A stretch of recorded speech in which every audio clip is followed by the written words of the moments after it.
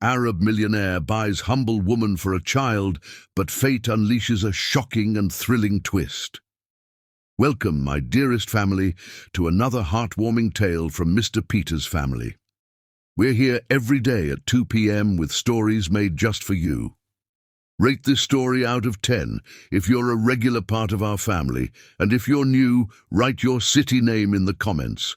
We'd love to know where you're from. Don't forget to subscribe and be part of our loving journey. The pristine law office on the 42nd floor of Manhattan's most prestigious building felt like another world to Gabrielle Dandridge. 22 years of life hadn't prepared her for this moment. The panoramic windows offered a view of a city she'd grown up in but never truly belonged to. A city of dreams and heartbreak, where every street corner held a memory of better days. Her trembling fingers left slight indentations in the thick cream paper before her, the words "surrogacy agreement" embossed in elegant script at the top of the page. The contract represented everything she'd fought against becoming, a woman desperate enough to sell the most intimate part of herself. Yet here she was, the weight of circumstances crushing her carefully constructed principles. The ticking of the antique grandfather clock in the corner seemed to mock her, each second reminding her of the time running out for her mother. Even now, in this moment of impossible choice, she could picture the hospital room with perfect clarity, the steady beep of monitors, the antiseptic smell that never quite masked the underlying scent of illness, and her mother's once vibrant face, now pale against stark white pillows. "Miss Dandridge?" Mr. Harrison, the silver-haired lawyer, spoke with practiced gentleness. "Would you like some water? Perhaps a moment to think?" Gabrielle's throat felt too tight to answer. Instead, her eyes drifted to the man seated across the mahogany table, Omar al-Rahman. He cut an imposing figure in his perfectly tailored charcoal suit, his presence commanding attention without effort. His dark eyes met hers, unreadable, yet somehow intense enough to make her heart skip a beat. "The terms are more than fair," Omar spoke, his accented voice rich and deep. "You will want for nothing during the pregnancy. The finest medical care, accommodations, everything to ensure both your comfort and the child's well-being." The sum he offered was staggering, enough to cover her mother's experimental treatment at the prestigious Swiss clinic, with plenty left over to secure their future. 1 year of her life in exchange for saving her mother's. When viewed that way, it should have been an easy choice. But nothing about this was easy. Her fingers traced the edge of the contract, remembering the day she'd first seen the advertisement. Surrogate needed. Exceptional compensation. Discretion required. She'd almost deleted it immediately, but the hospital bill sitting on her kitchen table had stayed her hand.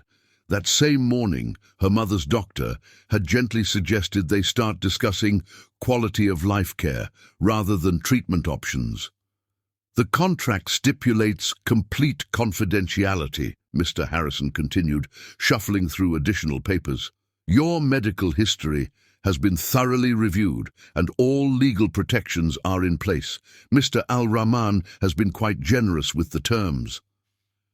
Generous.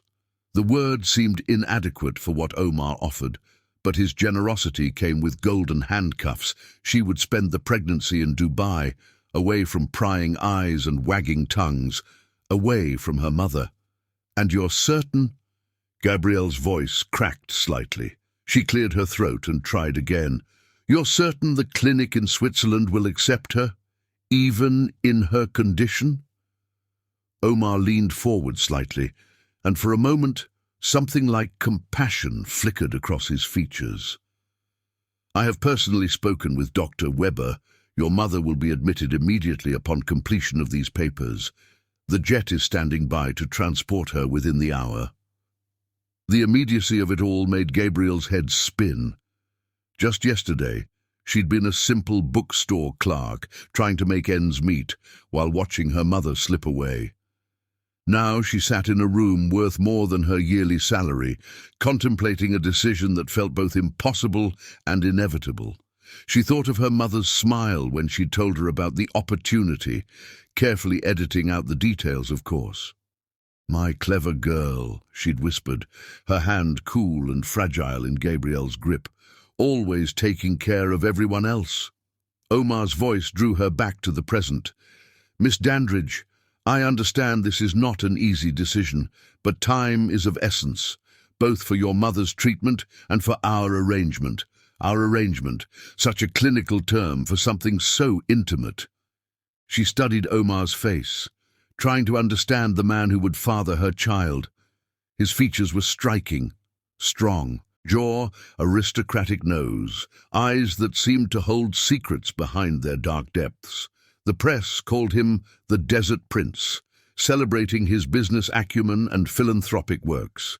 Yet here he was, reduced to seeking an American surrogate because his late wife had been unable to provide an heir before her passing. "The contract is quite clear about separation after birth," Mr. Harrison added, perhaps sensing her hesitation. "All rights and responsibilities transfer immediately to Mr. Al-Rahman. You would be free to return to your life with no further obligations." Free. Would she ever feel truly free again after carrying another man's child? After creating life only to give it away? Gabrielle closed her eyes, remembering her mother's words from long ago. "Sometimes the bravest thing we can do is accept help, even when it comes in unexpected ways." Her hand trembled as she reached for the heavy fountain pen, a Mont Blanc that probably cost more than her monthly rent. Just to be clear," she said, hating the quiver in her voice, "after the baby is born, that's it? We go our separate ways." Omar's expression shifted, something indefinable passing through his eyes. For a moment, he looked almost vulnerable. "That is correct, Miss Dandridge. You will be well compensated for your service, and the child will be raised as my heir in Dubai. Our paths need never cross again." The pen felt like lead in her hand as she lowered it to the paper. In the moments before she signed, Gabrielle could have sworn she felt the weight of destiny settling around her shoulders. This wasn't just a contract, it was a crossroads, a moment that would divide her life into before and after. The ink flowed smoothly as she signed her name, the letters stark against the cream paper. In that elegant office, high above the city she called home, Gabrielle Dandridge signed away a year of her life, never suspecting she was actually signing the first page of a very different story, one that would change everything she thought she knew about love, sacrifice, and the price of happiness. Omar watched her sign, his expression carefully controlled, but his eyes betrayed a flash of something: relief, triumph, or perhaps something deeper, something neither of them was ready to acknowledge. The contract sat between them like a bridge and a barrier all at once, binding their lives together in ways neither could possibly imagine. Chapter 2. Golden Cage. The Arabian night sprawled across the sky like spilled ink studded with diamonds as Omar's private jet descended into Dubai. Gabrielle pressed her forehead against the cool window, watching the city rise from the desert like a futuristic mirage. A symphony of lights and impossible architecture reaching toward the heavens. Her breath caught in her throat at the sight, momentarily forgetting the turmoil in her heart. "Welcome to your new home." Omar's voice came soft and low beside her, startling her from her reverie. She hadn't noticed him move to the seat next to hers, the subtle scent of his cologne, sandalwood and something uniquely masculine, wrapped around her like an invisible embrace. "It's beautiful," she whispered, unable to tear her eyes from the view. The city below seemed to pulse with possibility, each glittering tower a testament to the power of dreams made manifest in glass and steel. But beauty, as Gabrielle would soon learn, could be its own kind of prison. Omar's mansion materialized from the darkness like a modern-day palace, its white marble facade gleaming under strategically placed lights. Water features cascaded down architectural planes, creating a constant symphony that seemed to whisper ancient secrets. The entrance hall alone was larger than her entire apartment back in Manhattan, its domed ceiling adorned with intricate geometric patterns that made her dizzy if she stared too long. "Your suite has been prepared according to my specifications," Omar explained as they ascended a sweeping staircase. His hand hovered near the small of her back, not quite touching, but close enough that she could feel the heat radiating from his palm. "Everything has been designed for your comfort and the baby's well-being." The suite took her breath away.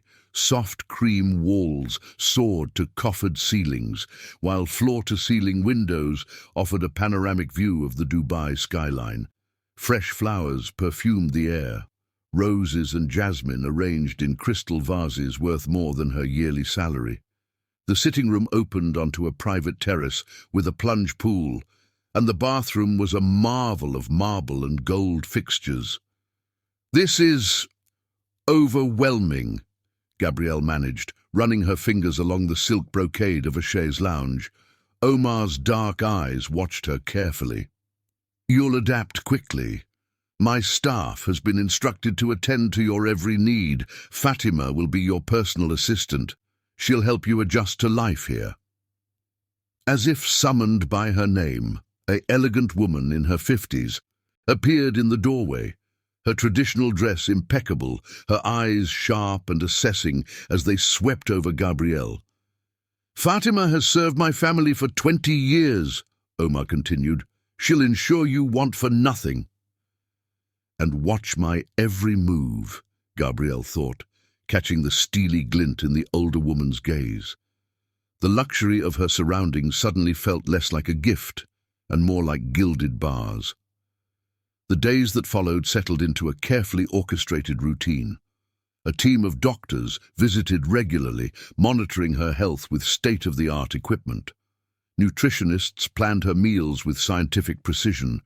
Personal trainers guided her through gentle exercises designed for optimal pregnancy health. Every moment of her day was scheduled, monitored, controlled. The staff moved around her like silent shadows, unfailingly polite but distant. Their whispered conversations in Arabic ceased the moment she entered a room, but their eyes followed her with barely concealed judgment.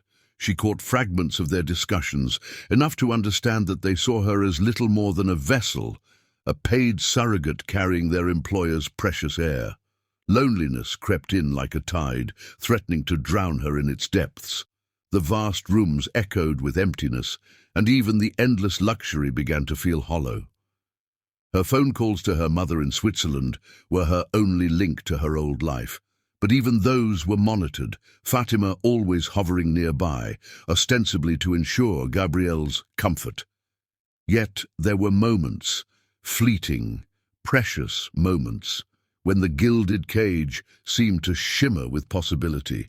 Like the evening she found Omar in the mansion's vast library, his jacket discarded, sleeves rolled up as he pored over ancient texts. He looked younger somehow, more vulnerable without his usual armor of tailored suits and careful control.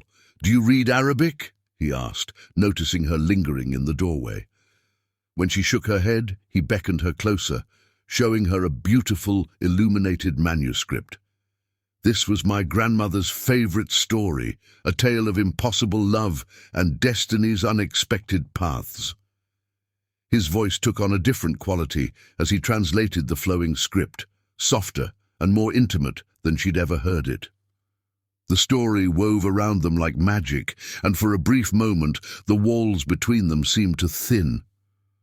Or the morning she woke to find him in the garden beneath her terrace, deep in thought, as he watched the sunrise paint the sky in shades of rose and gold. Something in his solitary figure tugged at her heart, a glimpse of loneliness that matched her own.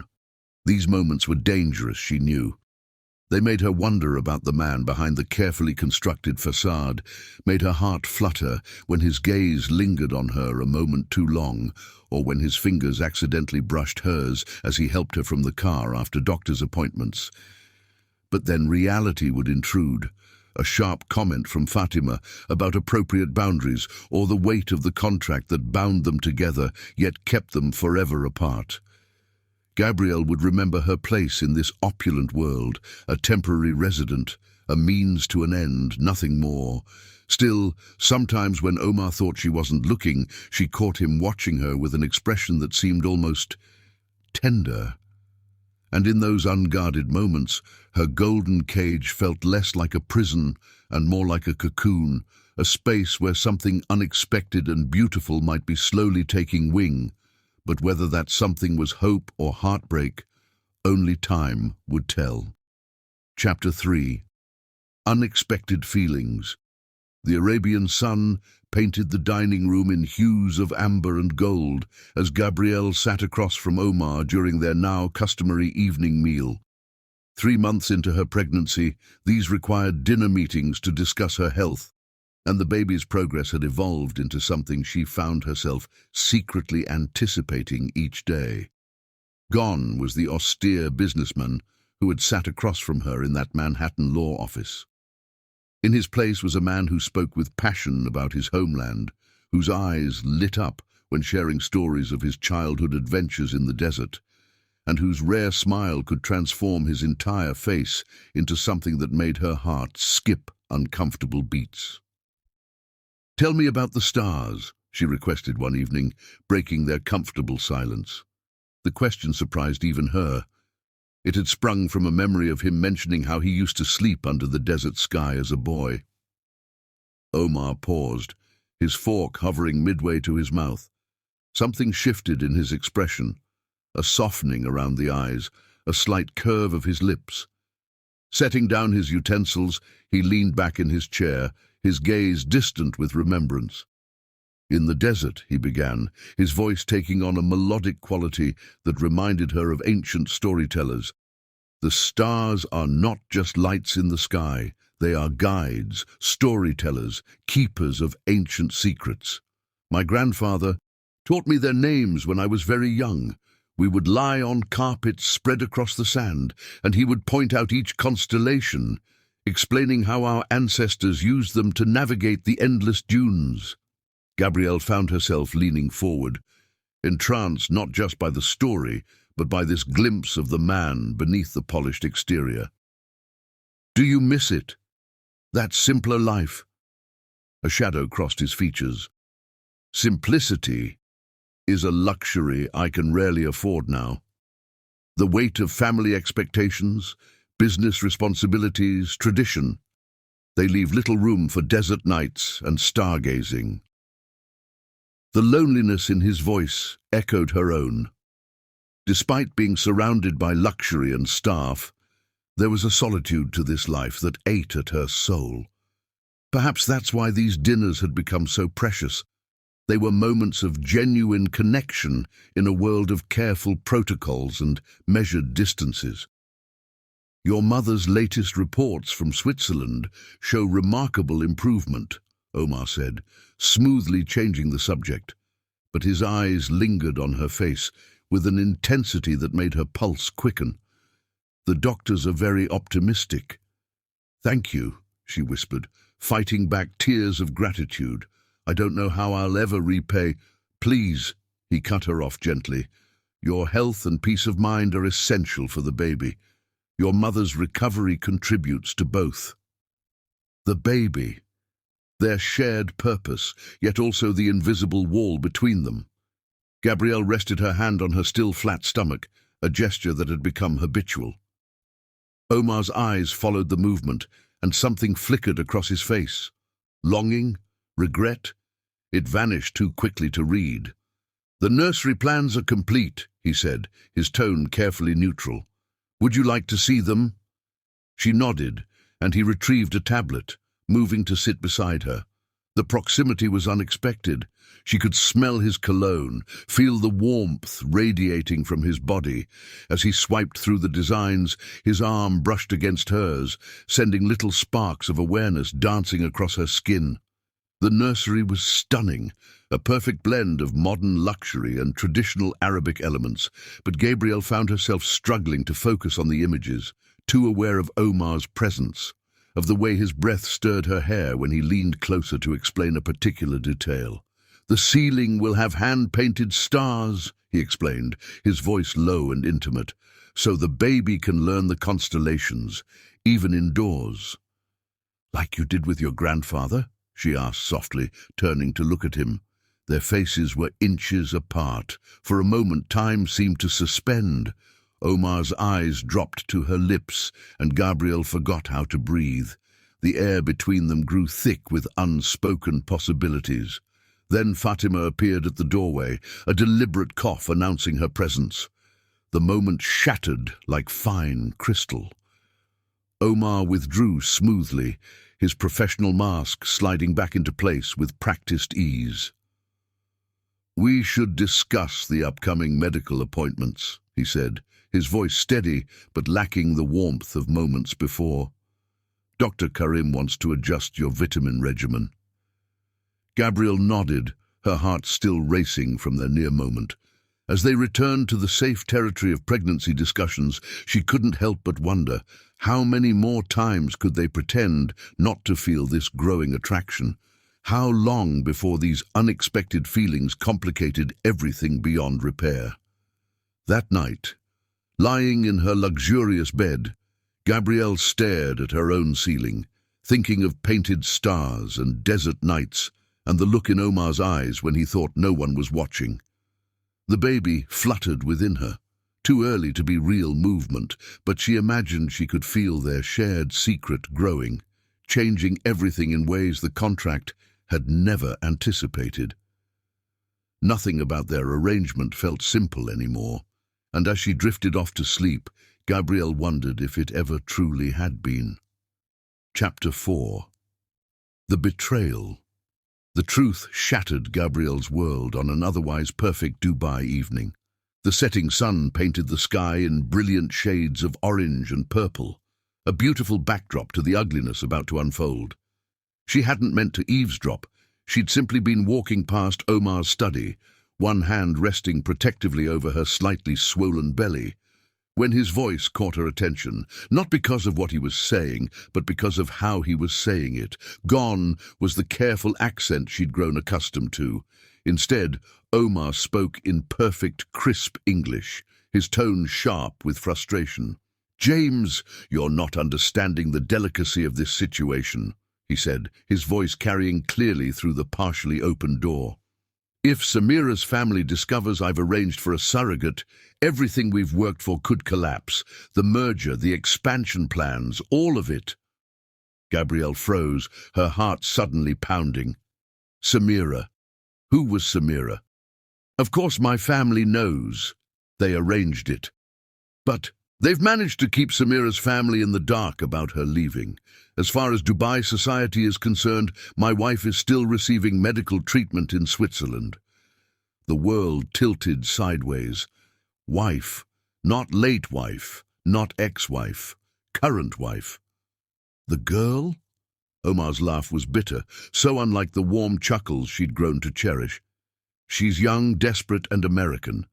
The perfect solution to our problem. 9 months, a healthy heir, and everyone saves face.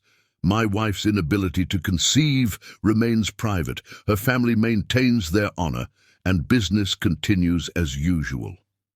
Gabrielle pressed a hand against the wall to steady herself, feeling bile rise in her throat. The baby shifted within her, as if sensing her distress. "The accent," Omar continued, answering an unheard question. "It's amazing what people expect to hear when they meet an Arab businessman. It makes them underestimate you, makes them feel comfortable." Every shared moment, every intimate conversation, every gentle look, they played through her mind like a movie reel, now tainted with the knowledge that they were all carefully crafted lies. The stories of his childhood in the desert, the vulnerable conversations about loneliness and duty, the way his eyes softened when he looked at her. Had any of it been real? A sob threatened to escape her throat. She pressed her fist against her mouth to stifle it, but a small sound must have escaped because Omar's voice suddenly stopped. "Someone's there," he said sharply. "I'll call you back." Gabrielle turned to flee, but her legs felt like lead. The sound of approaching footsteps paralyzed her. "Gabrielle?" Omar appeared in the doorway, his face composed but his eyes wary. Then he saw her expression, and understanding dawned in his eyes. "How much did you hear?" "Your wife," she whispered, her voice breaking on the word. "She's alive." Something flickered across his face. Regret, guilt, or just annoyance at being caught. "Let me explain." "Explain what?" The words burst from her like shrapnel. "How you lied to me. How this whole thing has been an elaborate charade. The accent, the stories, the way you've been looking at me." Her voice cracked. "Was anything real?"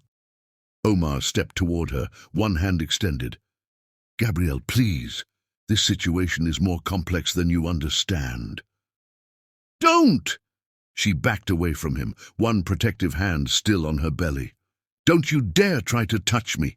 Don't you dare try to explain away your lies with more lies." "The money for your mother's treatment is real," he said quietly. "The contract is real. Nothing has changed. Everything has changed." Tears spilled down her cheeks now, hot and bitter. "I trusted you. I thought... She couldn't finish the sentence, couldn't admit how her heart had begun to flutter when he entered a room, how she'd started dreaming of possibilities beyond their contract. "You thought what?" His voice was gentle, which somehow made it worse. That this was becoming something more? That we were becoming something more? "No," she lied, wiping furiously at her tears. "I thought you were an honorable man." The words struck home. Omar flinched as if she'd slapped him. "Honor," he said bitterly, "is what brought us here. Family honor, traditional expectations. Do you know what happens to a woman in my wife's position when she can't conceive? The shame it brings to her family. This arrangement protects everyone. Everyone except me." The words echoed off the marble floors. "Did you think about what this would do to me? To my heart? Or was I just the desperate American girl, too naive to question your story, too grateful for the money to look deeper?" Omar's carefully constructed facade cracked. For a moment, raw emotion showed in his eyes. "You were never just... I never meant to..." "To what? To make me feel something? To make me think you felt something too?" Gabrielle wrapped her arms around herself, suddenly cold despite the warm evening. "I've been such a fool." "No," he said softly. "You've been exactly who you are. Kind, trusting, beautiful." He stopped himself as if realizing he'd said too much. The compliments once treasured now felt like poison. "Don't. Just don't." She turned away from him, unable to bear the sight of his face any longer. "I'll honor the contract. I'll give you your heir, but from now on we communicate through the doctors and lawyers only. No more dinners, no more conversations, no more pretending."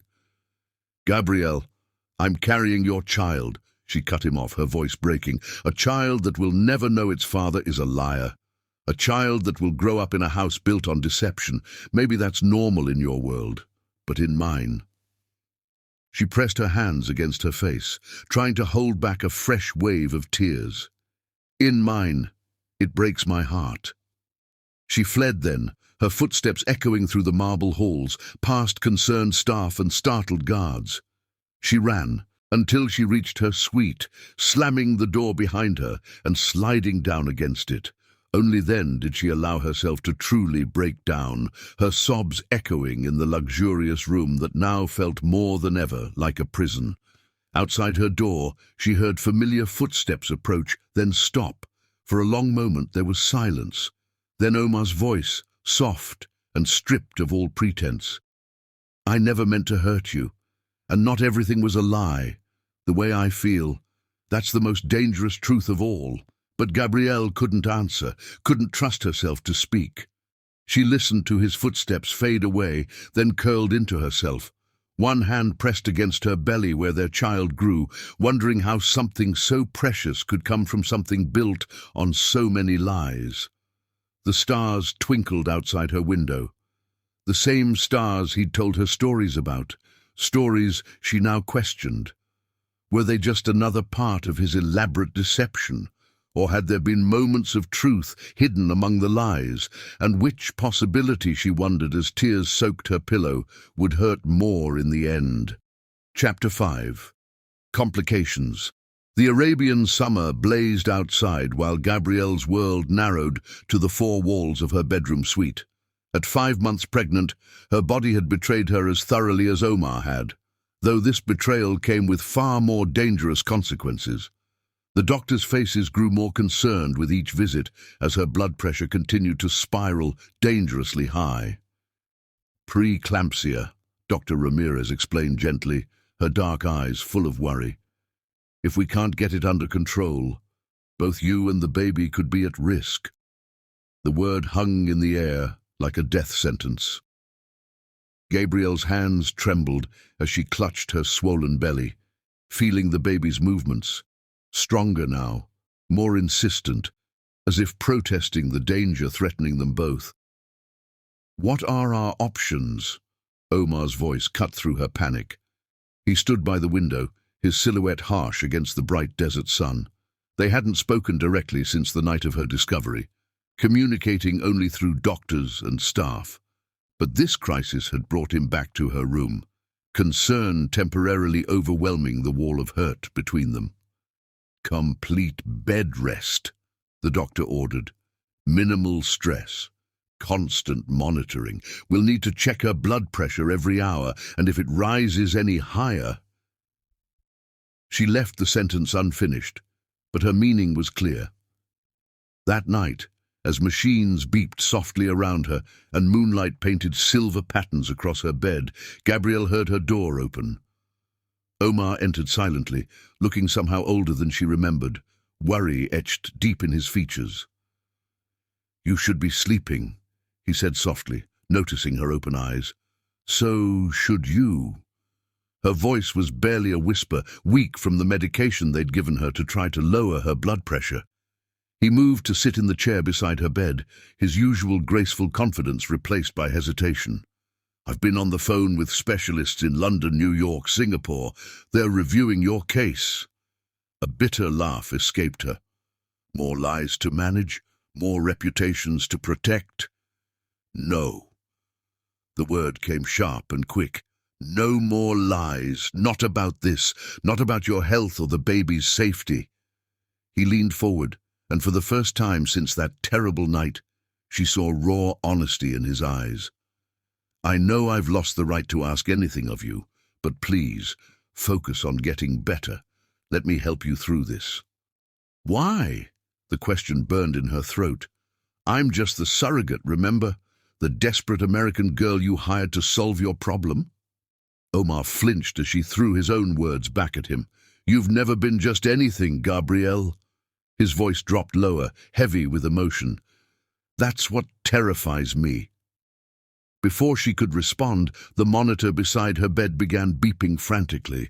Her vision swam, black spots dancing at the edges. She was vaguely aware of Omar shouting for help, of his hand finally touching hers, warm and solid as consciousness slipped away. She woke to find him still there, slumped in the chair, his usually immaculate suit wrinkled, his face drawn with exhaustion. A book lay open on his lap. She recognized it as the volume of Arabic poetry he'd once translated for her during their evening dinners. "You stayed," she murmured, surprised at how weak her own voice sounded. His eyes snapped to hers, relief washing over his features. "Of course I stayed." He straightened, running a hand through his disheveled hair. You've been unconscious for nearly 6 hours. The doctors had to give you emergency medication to lower your blood pressure. The baby? Stable. His hand moved as if to touch her again, then withdrew. But we're not out of danger yet. They want to monitor you both constantly. As if to prove his point, Dr. Ramirez entered, followed by 2 nurses. The next hour passed in a blur of tests, medications, and stern warnings about rest and stress levels. Through it all, Omar remained, his presence both a comfort and a torment. When they were finally alone again, he spoke. "I've cancelled all my business meetings for the next month. I'll be here, whatever you need." "I don't need anything from you," she said, but the words lacked their former bite. She was too tired, too scared to maintain her anger. "Then let me be here for the baby," he countered. "Let me read to you both, like before. Studies show it helps with development and—" He hesitated. "Those evenings were never part of the act, Gabriel. They were the only times I felt truly myself." She turned her face away, feeling tears threaten. "How can I believe anything you say?" "Because this time, I'm terrified enough to tell you the complete truth." He opened the book of poetry again, his fingers trembling slightly as he found his place. "My wife left me because she discovered I couldn't father children naturally. The fertility issues were mine, not hers, but in my world, in my culture, such a truth would destroy not just me, but my entire family's standing. So we created this elaborate fiction, her seeking treatment abroad, while I secretly arranged for a surrogate and donor sperm." The confession hung in the air between them. Gabriel turned back to look at him, seeing the shame and fear naked on his face. "The baby," she whispered, "is mine only through the contract," he finished. "Biologically, the child is yours and an anonymous donor's. My family doesn't know. No one knows except my private doctors, and now, you." Fresh tears spilled down her cheeks, for his pain, for his shame, for the web of lies they were both tangled in. The monitors began beeping again in warning. "Shh," he soothed, finally letting his hand grasp hers. "No more truth tonight. Let me just read to you both, like before. Let me do this one honest thing." As his voice filled the room with ancient verses about love and honor, betrayal and redemption, Gabriel felt the baby move within her. She wondered if the child could sense the complexity of emotions swirling around it. The anger and the hurt, yes, but also this new, fragile thing growing between her and Omar. Something that felt, despite everything, like understanding. The machines steadied their beeping as she relaxed, letting his voice wash over her. Outside, the desert stars wheeled overhead, unchanged by the human dramas playing out beneath them. And in that quiet room, surrounded by machines monitoring 2 precious heartbeats, the truth began its slow, painful work of healing what lies had broken. Chapter 6. The Return. The call came at dawn, just as the muezzin's call to prayer echoed across Dubai. Gabrielle was already awake, her hands resting on her swollen belly as she watched the sun paint the sky in shades of rose and gold. When her phone rang, she knew before answering. Some things the heart understands before the mind catches up. "Miss Dandridge," the Swiss doctor's accent was gentle but urgent. "It's about your mother. There's been a significant decline. The treatment, it's no longer having the desired effect." The world seemed to tilt on its axis. Through the fog of shock, she heard words like organ failure and limited time and coming to say goodbye. The baby kicked sharply, as if sensing her distress. She didn't realize she was crying until she felt strong hands take the phone from her trembling fingers. Omar had appeared silently in her doorway, still in his morning workout clothes, drawn perhaps by some sixth sense that she needed him. "Dr. Weber, this is Omar al-Rahman." His voice was steady, authoritative. "Yes, I understand. We'll be there today. Have a room prepared adjacent to Mrs. Dandridge's. Yes, full medical support for both mother and daughter. I'll have my team contact you within the hour." He ended the call and knelt beside her bed, his face level with hers. Gone was the careful distance they'd maintained since his revelations. In this moment, they were just two people facing the cruelest reality of life. "The jet will be ready in 2 hours," he said softly. "Dr. Ramirez is already arranging for your travel clearance. We'll have medical support on board." "We," her voice cracked on the word. "I'm coming with you." His eyes held hers, brooking no argument. "You're still at risk for complications. And—" he hesitated. "No one should face this alone." The next hours passed in a blur of activity. Staff packed her bags while medical equipment was loaded onto the jet. Dr. Ramirez insisted on a final check of her blood pressure and the baby's heartbeat before clearing her for travel. Through it all, Omar remained a steady presence, handling details, making calls, anticipating needs before she could voice them. On the plane, as Dubai receded beneath them, reality began to sink in. Her mother, her beautiful, strong, loving mother, was dying. A sob tore from her throat, raw and primal. Without hesitation, Omar moved from his seat across the aisle to sit beside her, pulling her into his arms. "Let it out," he murmured against her hair. "Just let it out."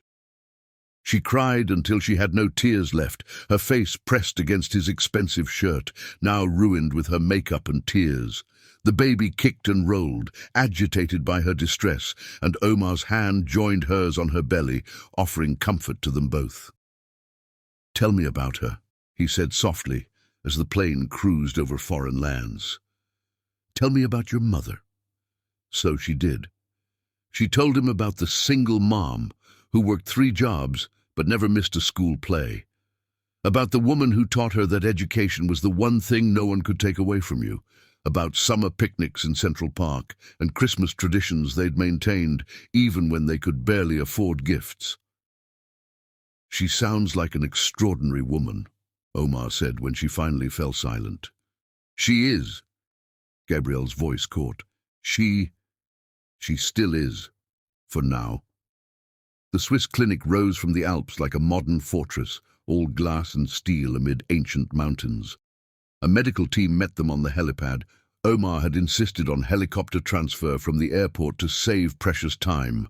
Dr. Weber himself escorted them to the private wing where Catherine Dandridge lay waiting. Gabrielle's steps faltered at the door to her mother's room. Omar's hand found the small of her back, steadying her. "I'm here," he said simply. Catherine looked so small in the hospital bed, her once vibrant face pale and drawn. But her eyes, those bright blue eyes Gabrielle had inherited, lit up at the sight of her daughter. "My baby," she whispered, her voice thin but full of love. Then her gaze moved to Gabrielle's prominent belly, and tears spilled down her cheeks. "My babies." Gabrielle rushed to her mother's side, carefully embracing her fragile form. "Mama, I'm here. I'm here. And who is this handsome young man?" Catherine's eyes fixed on Omar, who stood uncertainly in the doorway. Before Gabrielle could respond, Omar stepped forward, taking Catherine's frail hand in his. "I'm Omar, Mrs. Dandridge. He glanced at Gabrielle, then back to her mother. "I'm the father of your grandchild." Something in the way he said it, not the client or the one who hired your daughter, but the father of your grandchild, made fresh tears spring to Gabrielle's eyes. The next days fell into a gentle rhythm. Omar arranged for round-the-clock private nursing care and made sure both Gabrielle and Catherine had everything they needed. He spent hours with them, listening to Catherine's stories, making her laugh with tales of his own childhood pranks, showing a side of himself Gabrielle had glimpsed only in their most intimate moments before the truth came out. One evening, when Gabrielle had dozed off in the comfortable chair by her mother's bed, she woke to the sound of soft voices. Promise me, Catherine was saying, her voice urgent despite its weakness. Promise me you'll take care of them both. With everything I am, Omar replied, and Gabrielle had never heard such raw honesty in his voice.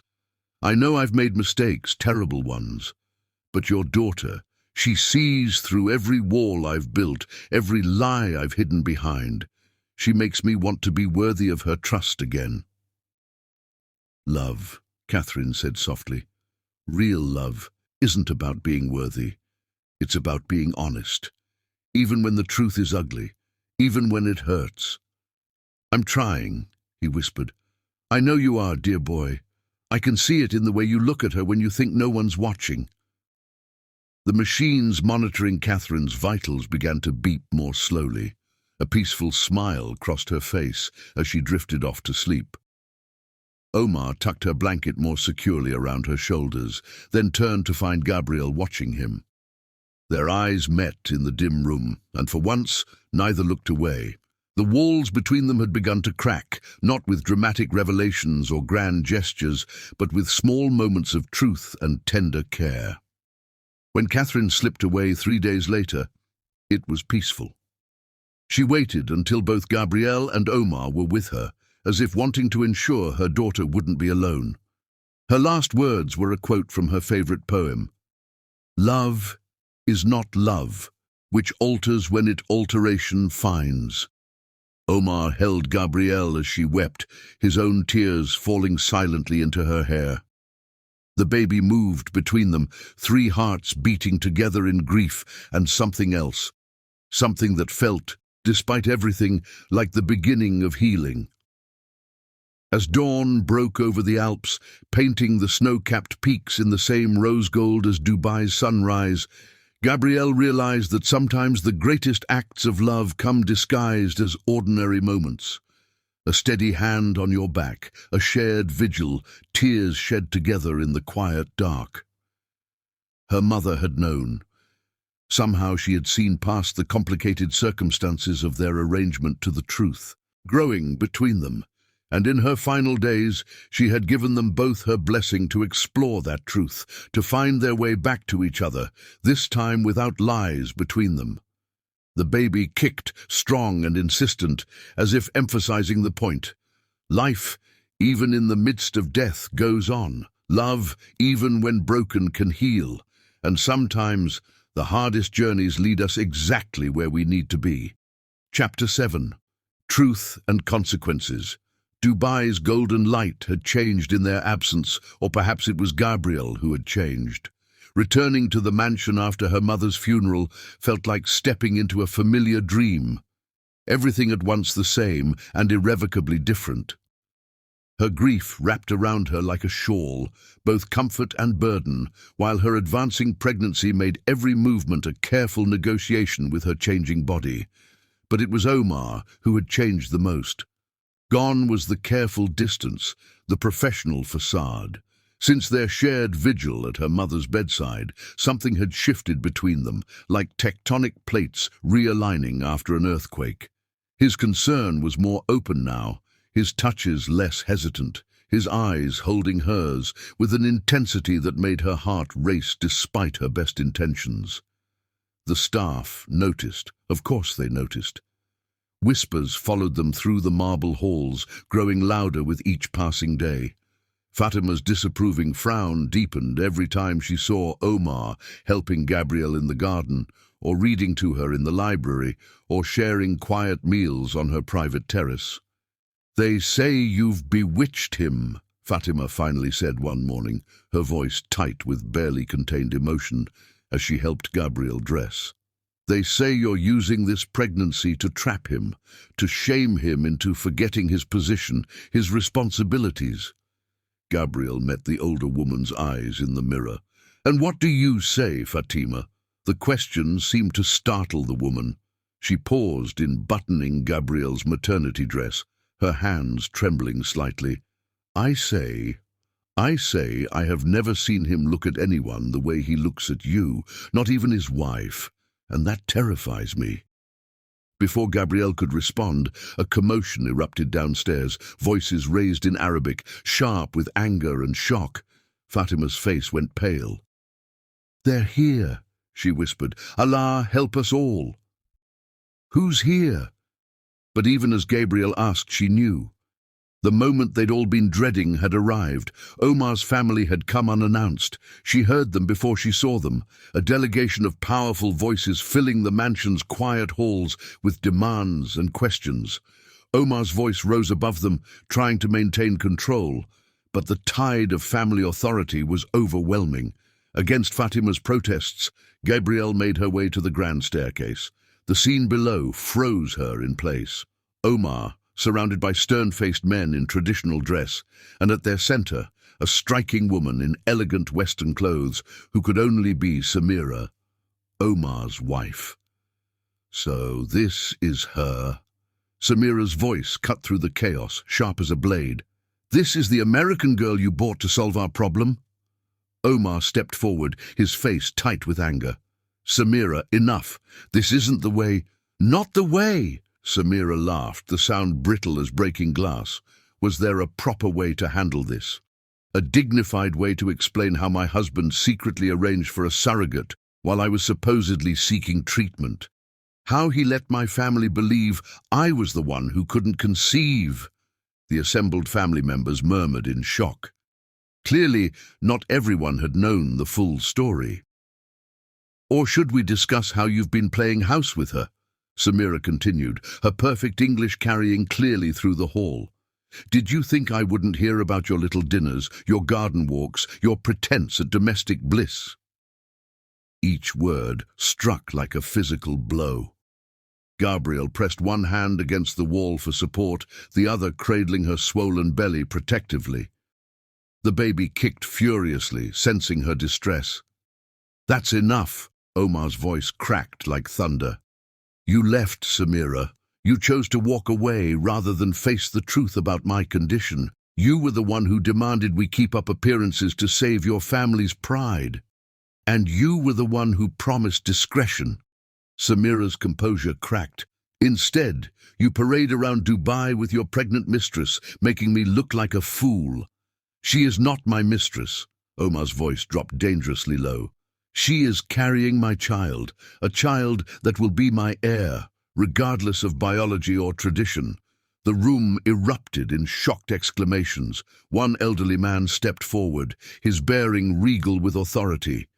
"Omar's father. You would claim this arrangement as legitimate," he demanded. "You would bring such shame upon our name." "The only shame," Omar replied quietly, "is in the lies we've told to protect our pride. I'm done with lies." He turned then, finally seeing Gabriel on the stairs. Their eyes met across the chaos, and in that moment she saw everything he'd been trying to tell her since Switzerland, every unspoken truth, every carefully buried feeling. "I love her," he announced to the stunned room. "I didn't plan it. I didn't want it. But it happened, and I'm done pretending otherwise." Samira's face contorted with rage and hurt. "You love her. You don't even know her. She's a paid surrogate, a desperate girl who sold herself." "I know her strength," Omar cut in, moving toward the stairs. "I know her heart. I know how she reads poetry in the garden at sunset, and how she hums lullabies to the baby when she thinks no one can hear. I know how she held her mother's hand until the very end, showing more courage than I've shown in my entire life of hiding behind lies." He reached Gabriel then, taking her trembling hand in his. "I know that she makes me want to be honest, no matter the cost. And I know that I would rather lose everything else than lose her trust again." The baby chose that moment to kick hard enough for Omar to feel it through their joined hands. A small smile touched his lips, despite the gravity of the situation. "You want truth, Father? Here it is. I can't father children naturally. The doctors confirmed it years ago. This child is not biologically mine, but it is mine in every way that matters. And its mother." He squeezed Gabrielle's hand. "Its mother is not for sale, not for rent, and not going anywhere unless she chooses to leave." The silence that followed was deafening. Omar's father stepped forward, his face unreadable. "You would choose this over your duty, over tradition?" "I choose honesty," Omar replied. "I choose love. And if that means losing my position, my inheritance, my place in this family, then so be it." Gabrielle's heart pounded so hard she thought it might burst from her chest. "Omar," she whispered, "don't do this. Not for me. The cost of losing you would be higher." He turned to face her fully, cupping her face in his hands. "My mother once told me that a man's true worth is measured not by what he gains, but by what he's willing to lose for what he believes in. I believe in us." From the corner of her eye, Gabrielle saw Fatima press her hands to her mouth, tears streaming down her face. The old housekeeper had seen Omar grow up, had known him longer than anyone, and now she was witnessing him choose love over duty, truth over tradition, his heart over his heritage. Samira's voice cut through the moment, bitter with revelation. "You never looked at me like that, not once in all our years together." "I'm sorry," Omar said softly, not taking his eyes from Gabrielle's face. "I tried to be what everyone expected, but sometimes the heart chooses its own path." His father raised his hand, silencing the murmurs of protest from the family. "You understand what this means? The consequences?" "Yes." Omar finally turned to face his father. "I understand perfectly." "Then understand this as well. Your mother would be proud of you today." The words seemed to shock Omar more than any of the accusations had. His father's stern expression softened slightly.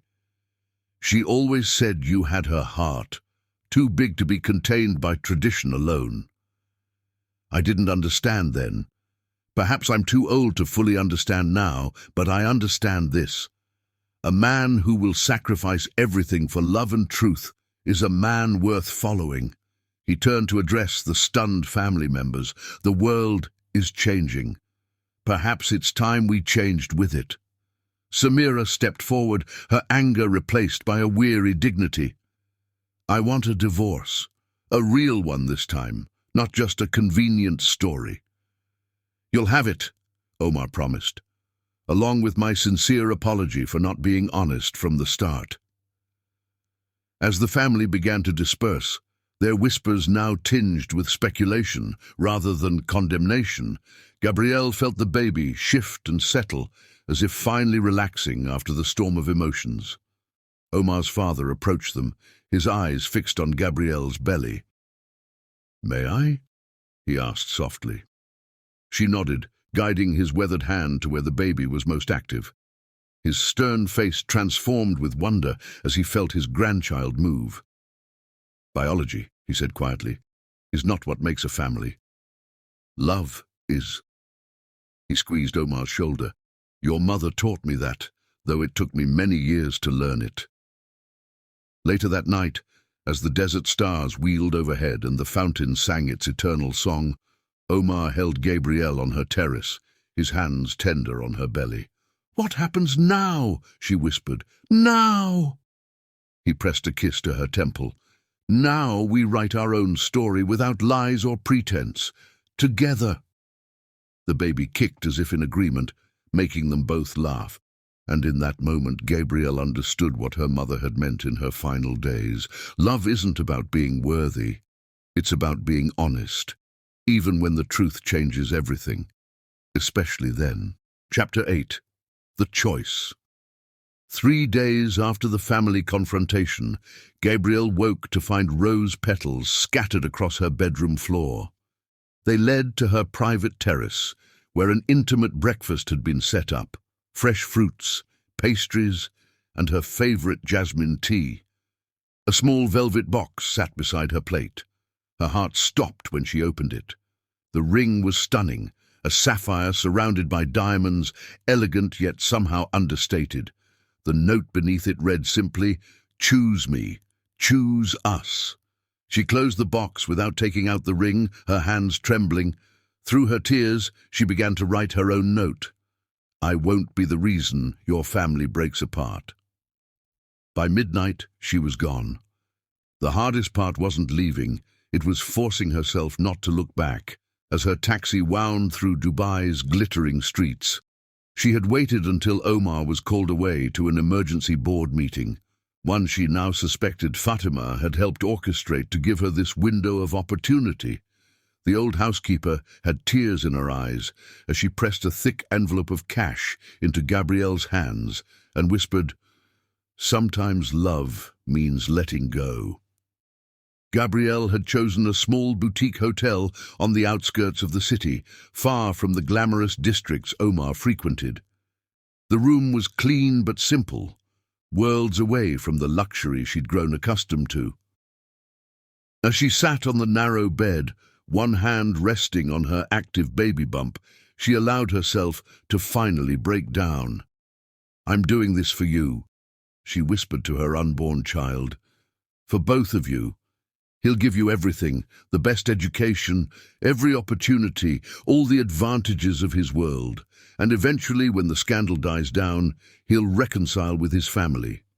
He'll understand this was for the best." But even as she spoke the words, she knew she was also lying to herself.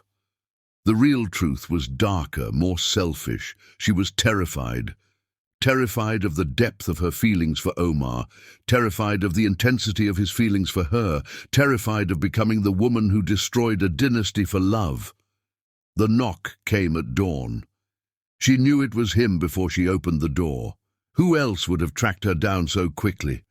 Who else would be standing in a hotel corridor at sunrise, still in his bespoke suit from yesterday's board meeting, his perfect composure cracked to show the desperation beneath? "You can't leave," he said without preamble. "Not like this." "Watch me." She tried to close the door, but his hand shot out, holding it open. "Why?" The question held all the pain of betrayal. "After everything we've shared, after all the truth between us now, why would you run?" "Because I love you." The words burst from her like shrapnel, sharp enough to make them both bleed. "I love you so much it terrifies me, and that's exactly why I have to go." She retreated into the room, wrapping her arms around herself. Omar followed, closing the door behind him. "Explain that logic to me," he demanded. "Explain how loving me means leaving me. Look at what loving me has already cost you. Your family's respect, your position in society, your wife's dignity. Things I was willing to lose, things you shouldn't have to lose." She whirled to face him, her pregnancy making the movement less graceful than intended. "I see how it hurts you, every disapproving glance, every whispered comment. You've spent your whole life being the perfect son, the perfect leader, and I'm destroying all of that."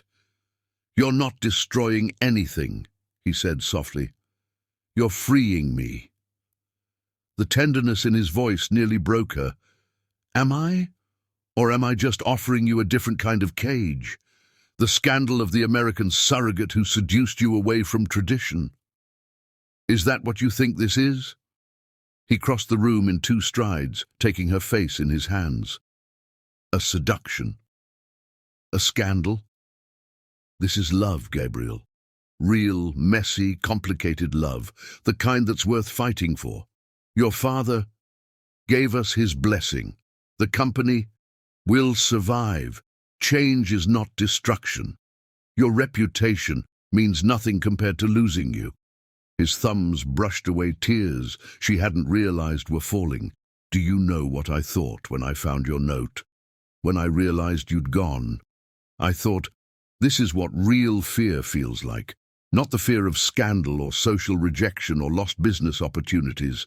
The fear of losing the one person who sees past every wall I've built, who challenges me to be better, who loves me not despite my flaws, but because she understands them." The baby kicked then, strong enough for Omar to feel it against his own body. A small laugh escaped him, though his eyes remained serious. "That's our child agreeing with me," he said softly. "And yes, I say our child because biology be damned. I love this baby as much as I love its mother. I love the family we're creating, the future we could have. I love that you're strong enough to walk away to protect me, and I love that I'm strong enough now to fight to keep you." He reached into his pocket and pulled out the velvet box she'd left behind. "I'm not asking you to stay for my sake. I'm asking you to stay for your own. For our sake.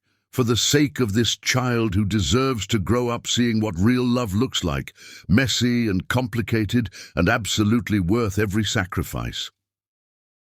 Gabrielle stared at the ring, its sapphire catching the first rays of sunrise through the hotel window.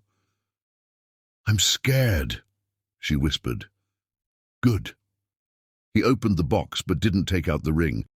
"Fear means it matters. Fear means it's real. I'm scared too, terrified actually, but I'm more scared of living a life of safe choices and comfortable lies than I am of facing whatever comes next with you." The baby kicked again, an insistent reminder of the miracle growing between them. Gabrielle touched her belly, feeling the strong movements of the child who would be born into either a world of unity or division. She held that power in her choice right now. "Your mother," she said softly, remembering Catherine's final days. "She told me that love isn't about being worthy, it's about being honest." "Then let me be honest." Omar sank to one knee, holding up the ring. "I love you. I choose you. I want to build a life with you that's based on truth, not tradition, on love, not obligation. Will you choose me too?"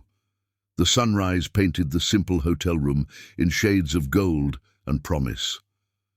Outside, the call to prayer began, its ancient melody, a reminder that some things, faith, love, courage, transcend time and tradition.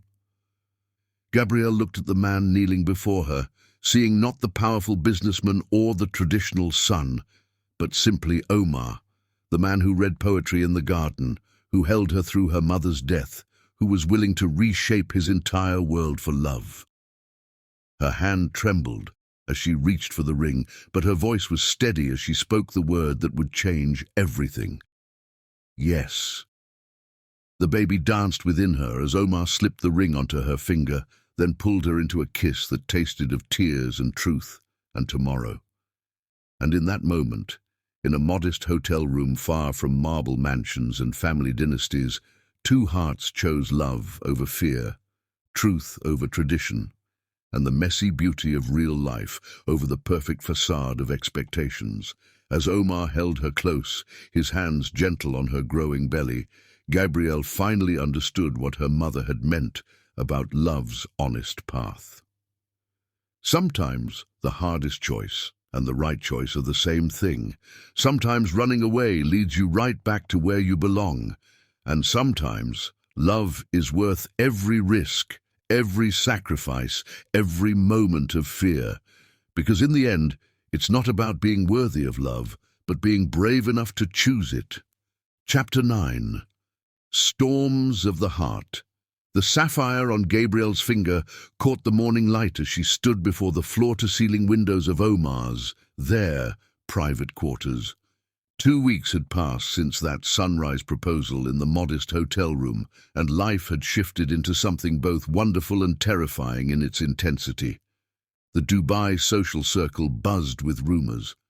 Some called it a modern fairy tale, the powerful businessman choosing love over tradition. Others whispered darker theories about manipulation and scandal. Through it all, Omar remained her steady anchor, facing each challenge with a quiet strength that made her fall in love with him all over again. But today, something was different. She could feel it in the air, in the way the staff moved through the mansion with careful quietness, in the tension that lined Omar's shoulders when he left for his morning meetings. "They're calling for a vote of no confidence," he had admitted quietly over breakfast. "The board thinks I'm compromised, too emotional, too willing to buck tradition." Now, watching the desert wind whip sand across the manicured gardens, Gabrielle felt the weight of consequences settling around them like a heavy cloak. The baby kicked restlessly, sensing her agitation. "He chose us," she whispered, pressing her hand against her swollen belly. "But at what cost?" A soft knock interrupted her thoughts. Fatima entered, her face grave. "Miss Gabriel, you have a visitor." Samira stood in the formal sitting room, elegant as ever in a tailored Chanel suit. She looked out of place among the traditional Arabic decor, a stark reminder of how worlds were colliding in this house. "I didn't come to fight," Samira said, before Gabrielle could speak. "I came to warn you." Gabrielle lowered herself carefully onto a silk brocade chair, her pregnancy making quick movements impossible. "Warn me about what?" "They're not just trying to remove him from the company." Samira's perfect composure cracked slightly. "They're trying to destroy him completely, to make an example of what happens when tradition is abandoned for love." The word held no bitterness now, only a kind of tired resignation. Samira sat across from Gabrielle, her movements precise and controlled. "Omar's father's support bought us some time, but the extended family, the old guard, they're mobilizing. Business contracts are being cancelled, social invitations withdrawn. They're trying to isolate him, to force him back into line." "Why are you telling me this?" Samira's laugh held no humor. "Because I loved him once, too. Not the way you do. Ours was an arranged match, a business merger dressed up as marriage. But I cared for him, respected him, and what they're trying to do to him now—" She shook her head. "It's wrong." The baby kicked hard enough for both women to see the movement through Gabrielle's dress. Samira's eyes fixed on her belly, something like longing crossing her face. "You know," she said softly, "when we first married and couldn't conceive, everyone assumed it was my fault. In our world, it's always the woman's fault. Omar let them think that to protect his family's reputation. I hated him for it. And now I understand he was as trapped as I was. Different cage, same prison."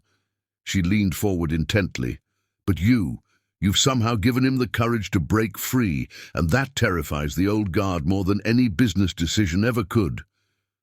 Thunder rolled in the distance, a rare storm approaching the desert city. Samira stood, smooth as silk. "They're meeting tonight at the Al Sayed mansion. The family elders, the board members, everyone with a stake in seeing Omar fall in line. They'll present him with an ultimatum: give you up or lose everything." Gabrielle's hand trembled as she touched her engagement ring. "He won't accept that." "No," Samira agreed. "He won't. That's why I'm here. You need to be prepared for what comes next. The storm that's coming. It will test everything you think you know about love and sacrifice." As if on cue, lightning split the sky outside, followed by another roll of thunder. Samira moved to leave, then paused. "When Omar told me the truth about his infertility, I had a choice. I could have stayed, fought beside him, helped him face the prejudices of our world. Instead, I chose the easy path: silence, separation, saving face." She turned back to Gabrielle, her eyes intense. "Don't make my mistake. Fight for him. Fight for what you've awakened in him." The first fat drops of rain hit the windows as Samira left, leaving Gabrielle alone with the weight of her words. The storm outside grew stronger, matching the turbulence in her heart. Hours later, Omar returned home drenched from the rain, his usual composure shattered. He found her in their bedroom, waiting. "They gave me until midnight to decide," he said without preamble. "The company, my position, my inheritance, everything goes if I don't end this, end us."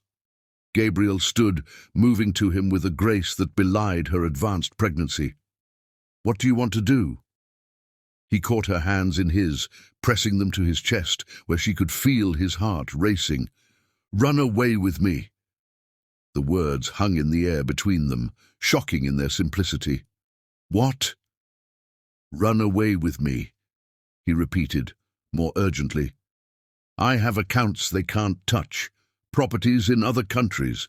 We could start fresh, build something new, something ours." "Omar." She touched his face, feeling the tension in his jaw. You would give up everything. Your whole world. You are my world. His voice broke slightly. You and this baby. The rest is just gilded chains I've been too afraid to break. The storm raged outside their windows, but in that moment Gabriel felt perfectly calm. Every choice, every step, every heartbreak had led them here to this moment of truth. Then let's run, she whispered, but not away. Let's run towards something. Together. Understanding dawned in his eyes. What are you saying? I'm saying we fight. We build something new right here on our own terms. Your father supports us. Samira, surprisingly, supports us. There must be others in your world ready for change. She pressed his hand to her belly, letting him feel their child's strong movements. This baby deserves to know its heritage, its culture. But it also deserves to know that its parents were brave enough to fight for love, for truth, for change. Omar pulled her close, burying his face in her hair. It won't be easy, he murmured. They'll fight dirty. Try to break us. Let them try. She pulled back to meet his eyes. I ran once because I thought I was protecting you. I won't run again. Love isn't about protection. It's about standing together in the storm. Lightning illuminated their faces as Omar kissed her, a kiss that tasted of rain and resolution and revolution. When they finally parted, his eyes held a new fire. Together then, he said, we'll rebuild everything, the company, the family traditions, all of it. But this time on a foundation of truth. The baby kicked fiercely, making them both laugh despite the gravity of the moment. Outside, the storm began to ease, the lightning growing more distant, the rain softening to a gentle patter. Your mother once told me that love is not love which alters when it alteration finds, Omar said softly, quoting the poem from Catherine's final days. I don't think I understood until now. Real love doesn't bend to pressure or circumstance.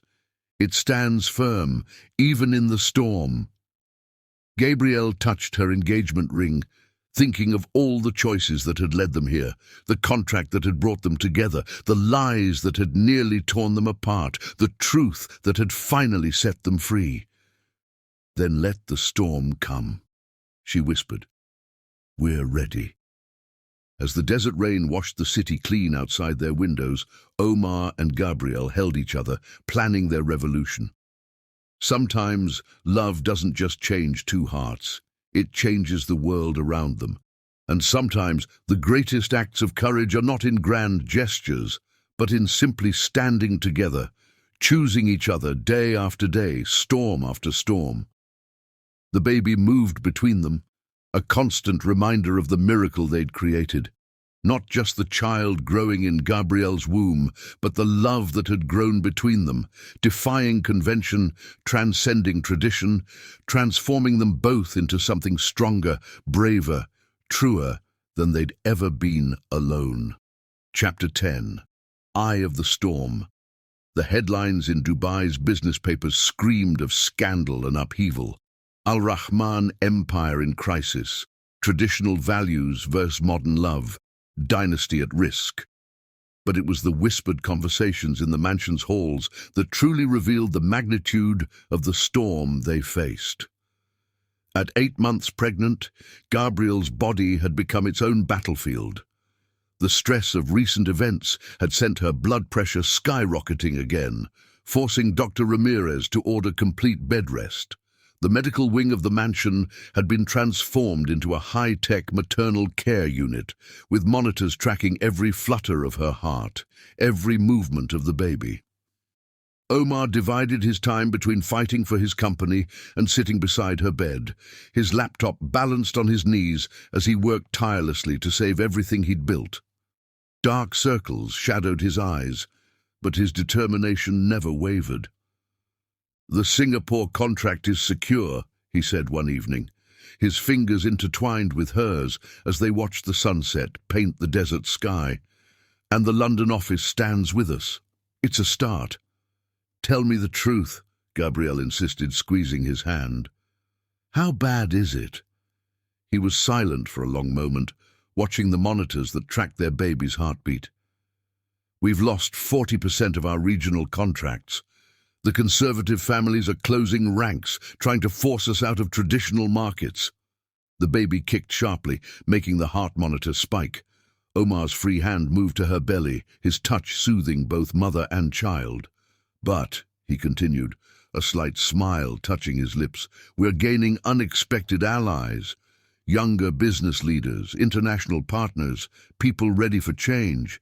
Samira's support has been surprisingly influential.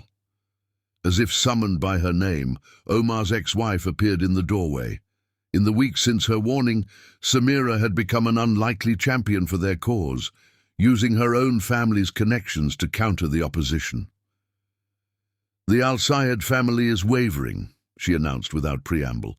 Their youngest son convinced them that alienating the most innovative company in the region might not be the wisest business strategy.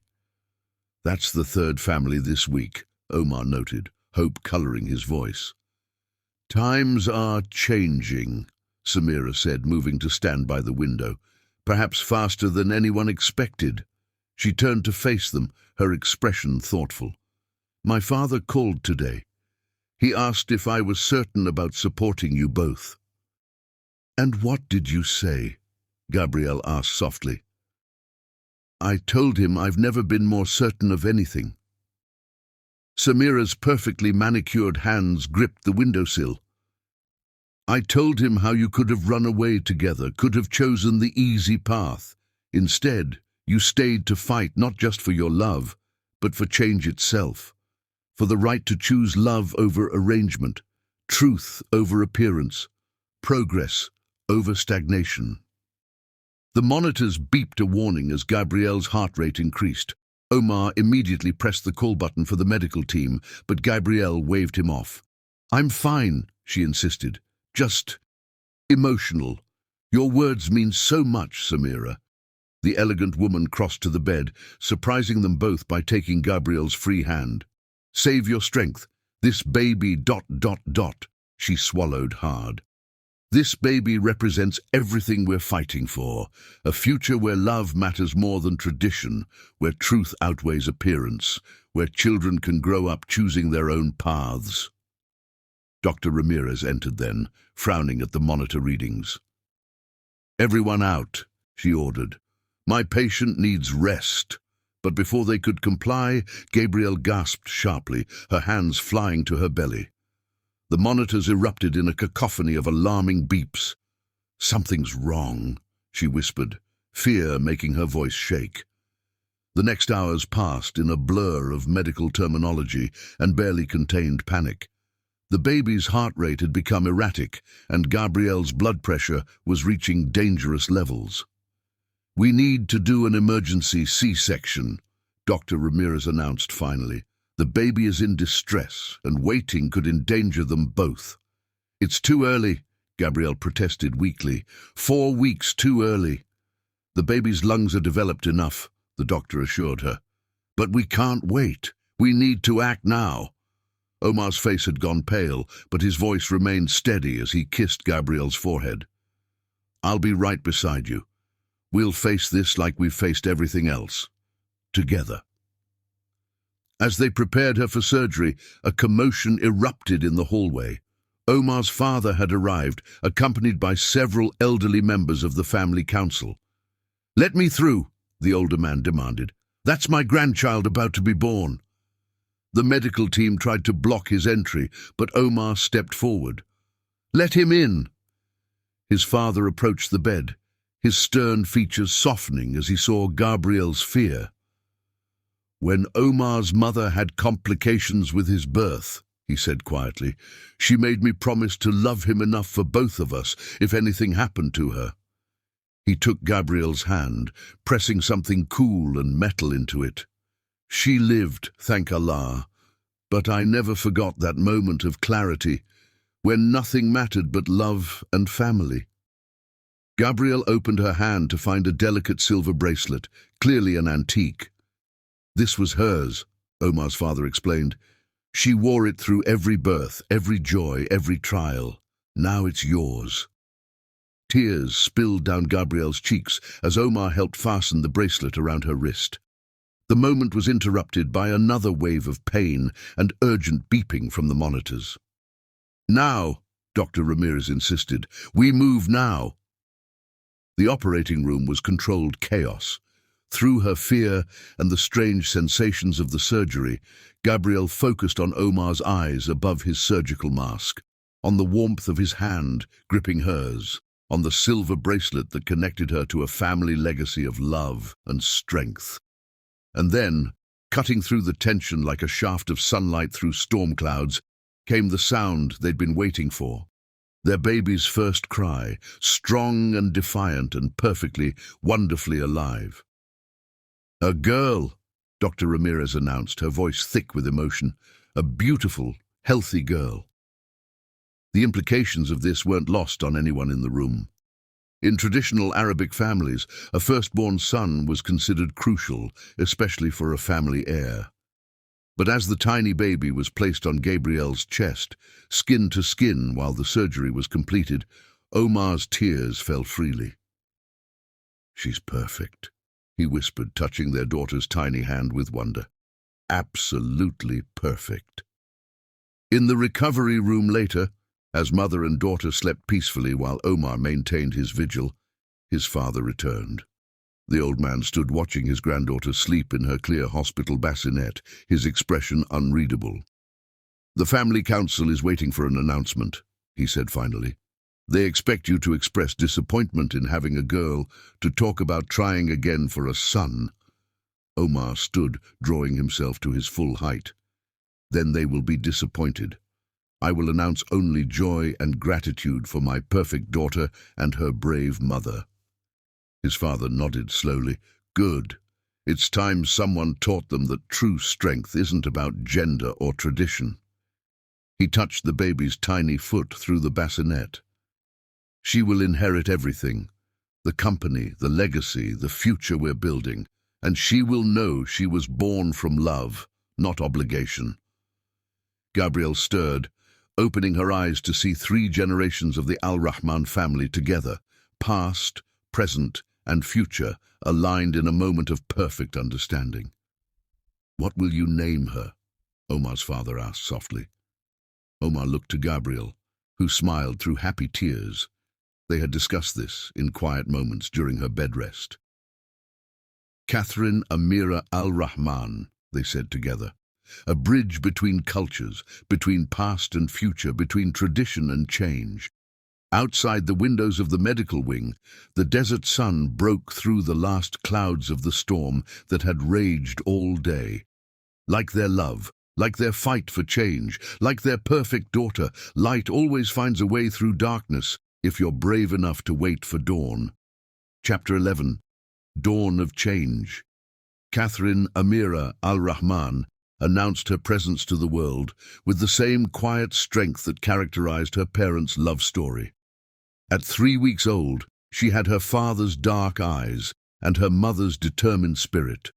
Tiny fingers curling around the silver bracelet that now symbolized her place in both their worlds.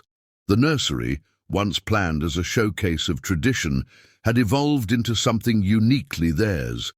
Arabic calligraphy danced across one wall, spelling out ancient poems about love and courage.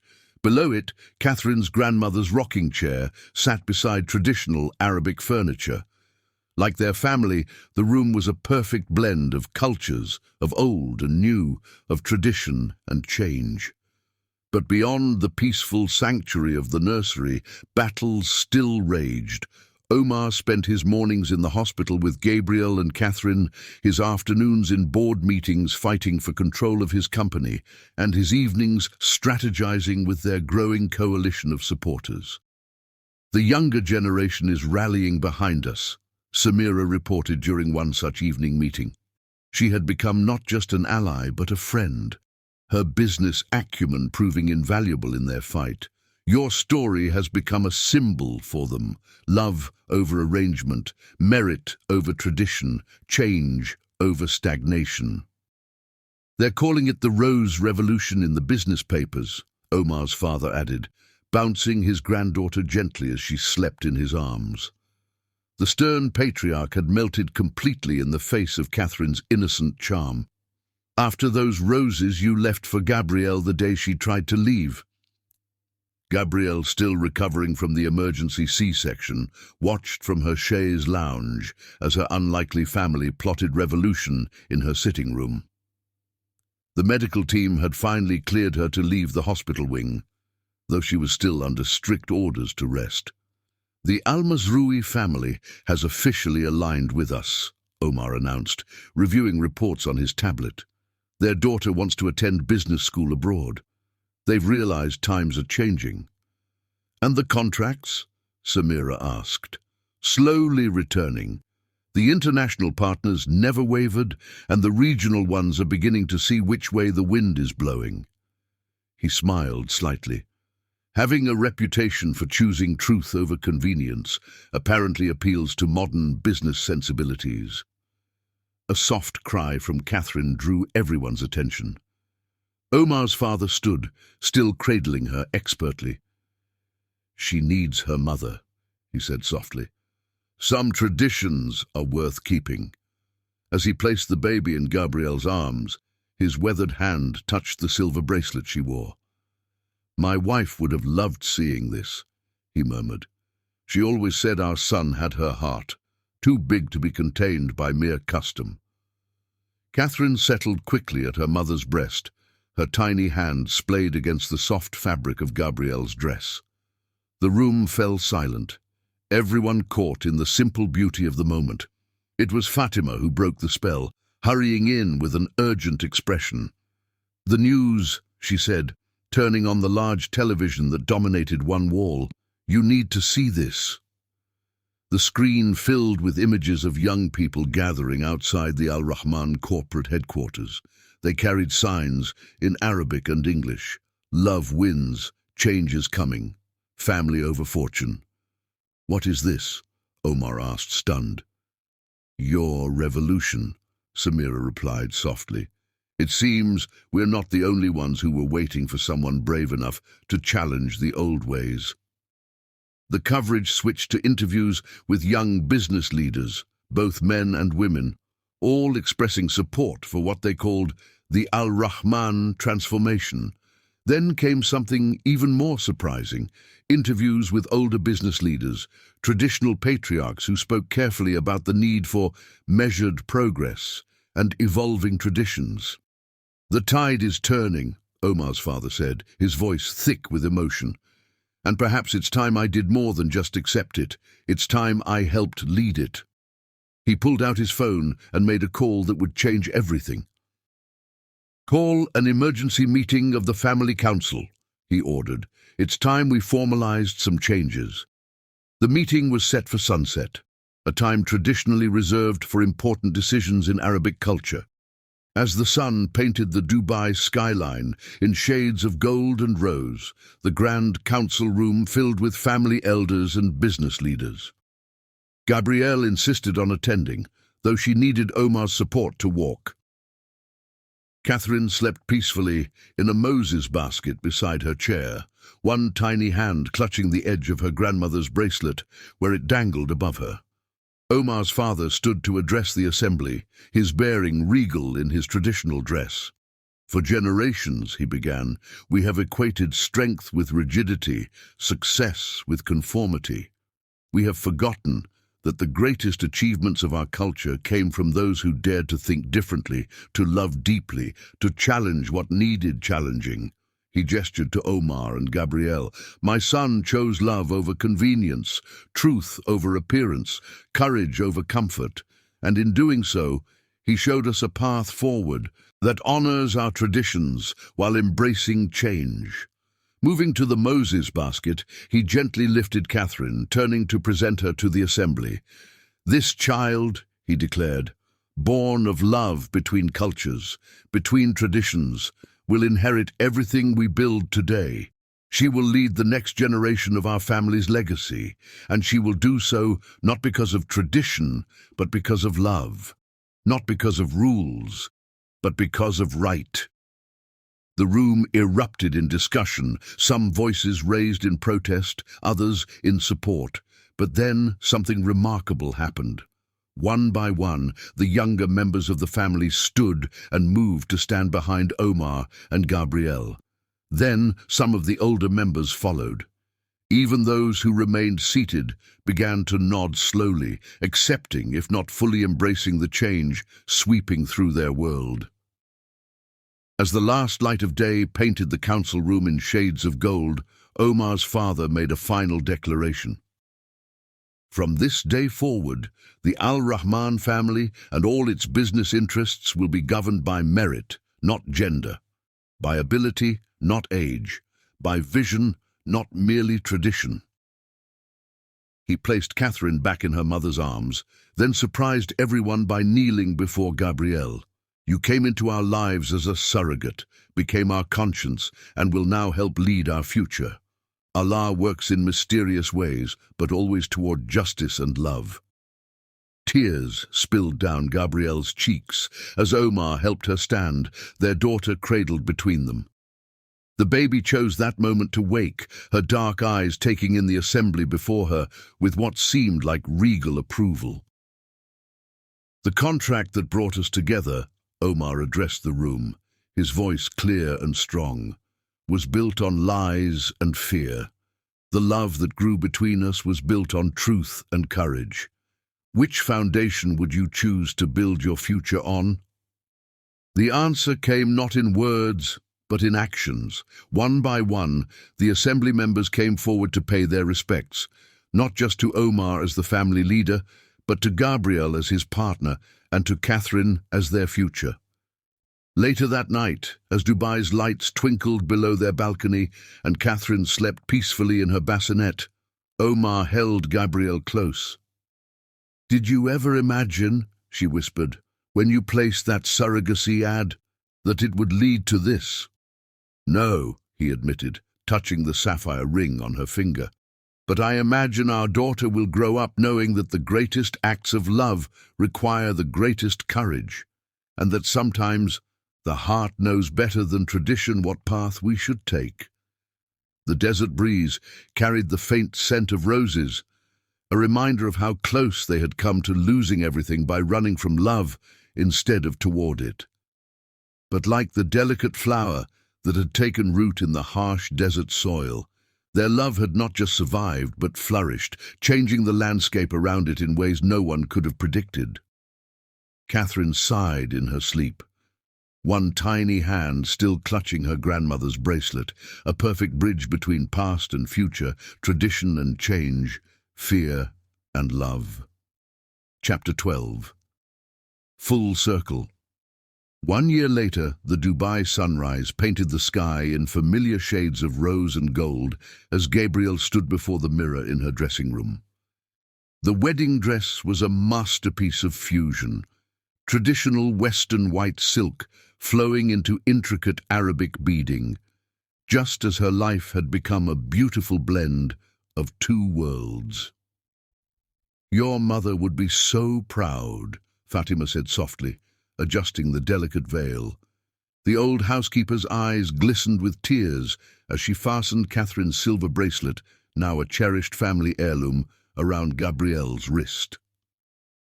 In her bassinet nearby, little Catherine Amira watched with curious eyes, her dark curls adorned with tiny flowers. At 1 year old, she was already showing signs of inheriting both her father's quiet strength and her mother's determined spirit. "Do you remember?" Fatima continued, her hands gentle as she arranged the veil. "That first day you arrived? How lost you looked in this big house. And now look at you, about to be married in the grandest wedding Dubai has seen in decades." Gabrielle smiled, remembering that scared young woman who had signed a contract in a Manhattan law office, never dreaming where it would lead. "Life has a way of surprising us," she said softly. "Indeed it does." Samira appeared in the doorway, elegant in her role as bridesmaid, another surprise in their unconventional journey. The guests are arriving. Half of Dubai's business world is here, along with what looks like every young person who supported the Rose Revolution. The wedding was being held in the mansion's vast gardens, transformed into a wonderland of roses and twinkling lights. It was more than just a ceremony. It was a symbol of the changes their love had sparked in Dubai society. "The old guard is here too," Samira added with a slight smile. "Even those who opposed you most strongly. Times really have changed." A soft knock interrupted them. Omar's father entered, his eyes softening at the sight of his soon-to-be daughter-in-law. "May I have a moment alone with her?" When the others had left, he took Gabriel's hands in his. "I have something for you," he said, withdrawing a small package from his traditional robes. Inside was a leather-bound book, the same book of poetry Omar had read to her during those early evening dinners. "My wife wrote notes in the margins," he explained as Gabriel opened it carefully. "Her thoughts on love, on courage, on change. I think she somehow knew that someday someone would come who would help our family remember that love is the strongest tradition of all." Tears threatened to ruin Gabriel's carefully applied makeup. The old man gently dabbed at her eyes with his handkerchief. "You came into our lives as a surrogate, became our conscience, and now you officially become our daughter. But more than that, you became the catalyst for change we didn't know we needed." He lifted Catherine from her bassinet, cradling his granddaughter with practiced ease. "This little one will grow up in a different Dubai than I did, a better one, where love matters more than arrangement, where women can lead as well as men, where tradition enhances rather than restricts." "There was a cost," Gabriel remembered quietly. "Some contracts never returned. Some family members still disapprove."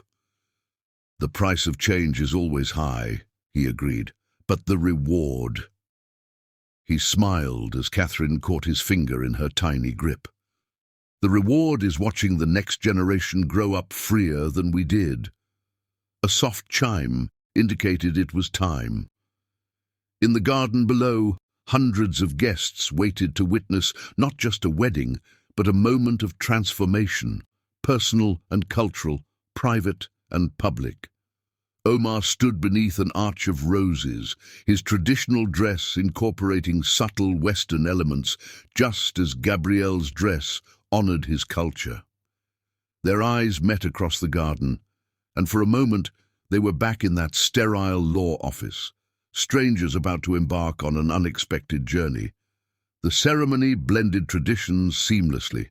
A Western minister and an Islamic scholar, prayers in English and Arabic, customs old and new woven together like the threads of Gabrielle's dress. When Omar kissed her, the guests erupted in applause that seemed to echo across the desert itself.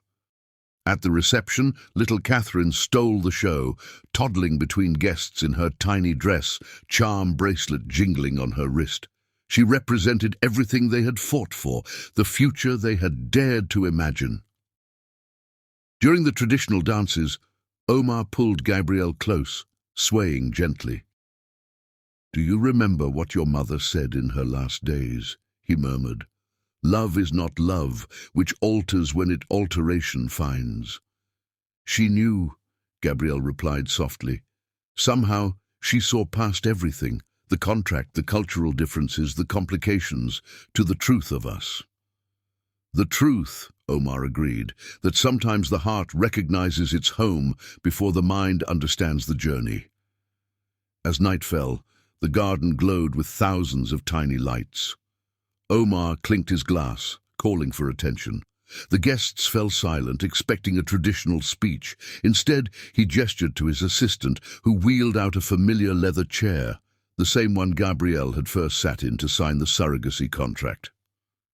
"1 year ago," Omar began, his voice carrying clearly through the garden, "a contract brought us together, a business arrangement that was supposed to be simple, clean, uncomplicated.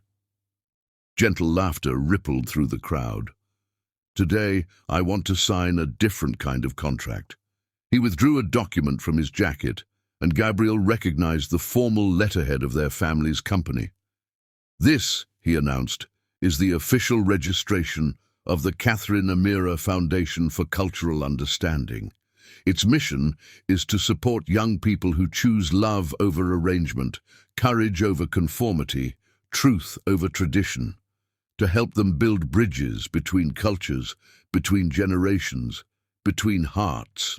He held out a pen to Gabrielle, the same Mont Blanc she had used to sign the surrogacy contract. "Will you sign with me, not as my wife, but as my equal partner in everything we build?" Tears fell freely now as Gabriel took the pen. Around them there gathered guests, business leaders and traditionalists, young revolutionaries and old guard, family by blood and family by choice, watched as they signed together. Catherine, perhaps sensing the significance of the moment, reached up from her grandfather's arms. Omar lifted her, letting her tiny hand wrap around the pen with theirs for a final flourish. "From a contract of convenience to a covenant of love," Omar's father declared, his voice thick with emotion. "From a business arrangement to a revolution of the heart. Allah writes straight with curved lines." Later that night, as the celebration continued below, Gabriel stood on their private terrace. Omar joined her, wrapping her in his arms as they watched the desert stars, the same stars he had taught her about during those early evening dinners. "What are you thinking?" he asked softly. "About all the choices that led us here. The desperate girl signing a contract, the businessman hiding behind lies, the baby that brought us together, the love that transformed us both.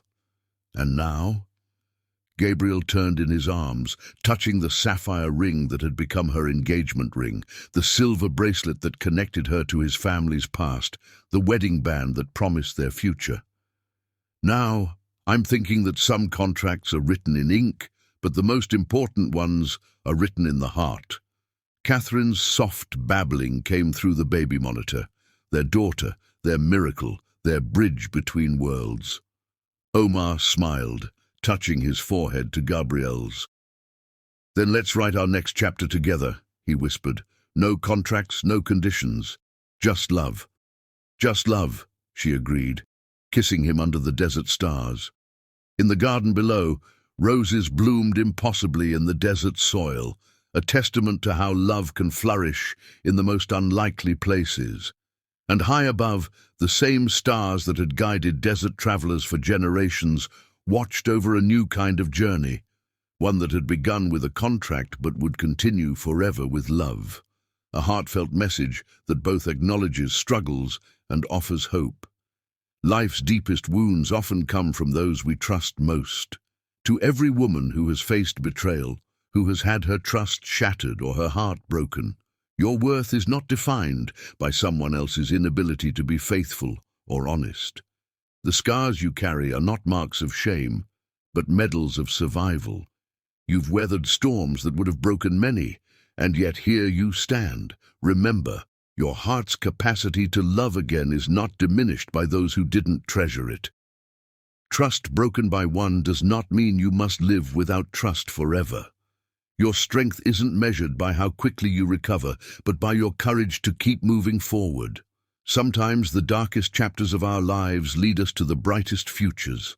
To the men who honor their commitments, who cherish their partners with respect and dignity, you are the cornerstone of what healthy relationships should be. Your actions prove that real love doesn't need lies, that true strength lies in faithfulness, and that genuine masculinity is shown through respect and honesty. You are stronger than you know. Your worth is inherent and unchanging. Better things await those who refuse to settle. Love, real love, is still possible. You deserve someone who chooses you every single day, not just when it's convenient. The journey may be difficult, but remember, some flowers bloom best after a storm, some hearts grow stronger after being broken, And some lives become most beautiful after surviving their darkest chapters. You are not alone. You are not broken. You are becoming. Keep your standards high, your faith strong, and your heart open to the possibility that your best love story may still be waiting to begin.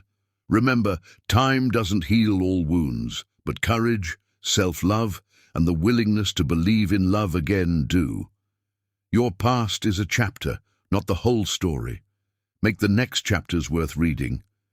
You deserve a love that doesn't make you question your worth, one that makes you thank the ones who let you go because they led you to where you were meant to be.